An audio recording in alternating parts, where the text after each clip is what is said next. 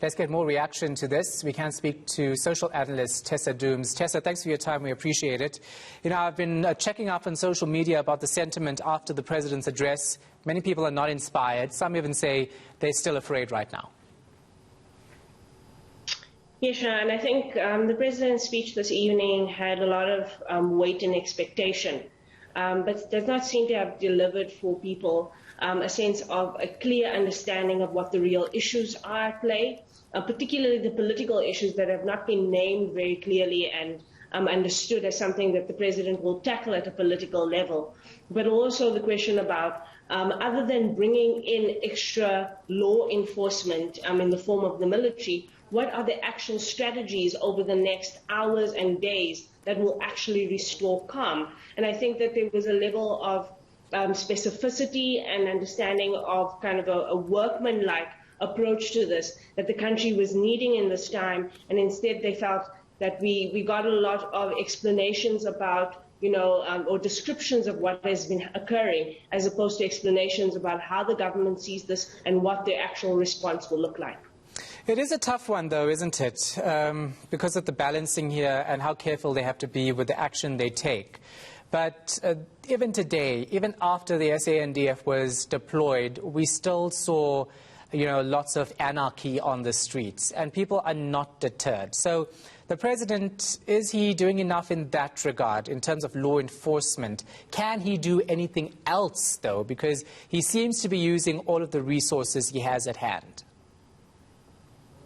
I don't think that's particularly true, Shahan. I think that the law enforcement angle to this is only one part of the toolkit. The other part of the toolkit, again, is political. And here we're not only talking about the political factions within the ANC, but as an ANC government, having the political ability to mobilize in communities, to get to ground and be able to understand who's driving these protests in communities, how this is happening. Having boots on the ground, the ANC is the one organization in the country that has presence in every single ward in this country, that has offices, that has branches, that has ward councillors almost all over this country. And so you would expect that they'll be able to mobilize their political machinery in order to lead society, to lead those communities, and to particularly stop whatever elements within its own party that might be supporting this and bring that to a halt. And I think that's the kind of thing that we want to hear.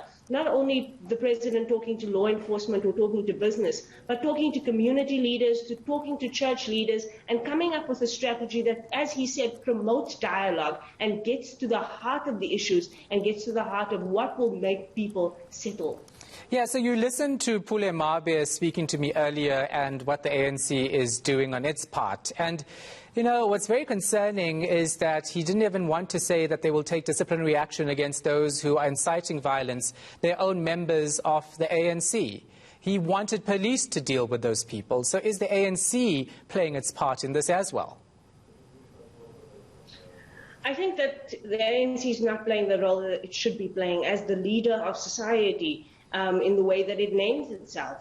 The ANC's got a dual responsibility here. Number one, we know that it's ANC members who for many months now have been talking about mobilizing in the name of former President Jacob Zuma. We cannot underplay that, and it is politically dishonest to try and pretend that this is everything except something that is political and part of the ANC's factional battle. I think the president has missed an opportunity now 2 nights in a row to address the politics of the situation as directly as possible. And the ANC as a whole needs to take some responsibility. We heard about a week ago Minister Lindiwe Sisulu, when she was in Nkandla, actually admitting that the ANC has an active role to play. But here today, in the midst of the crisis, we are not hearing the ANC talk about its role and take a responsibility for the role it has to quell these issues, especially at a political level.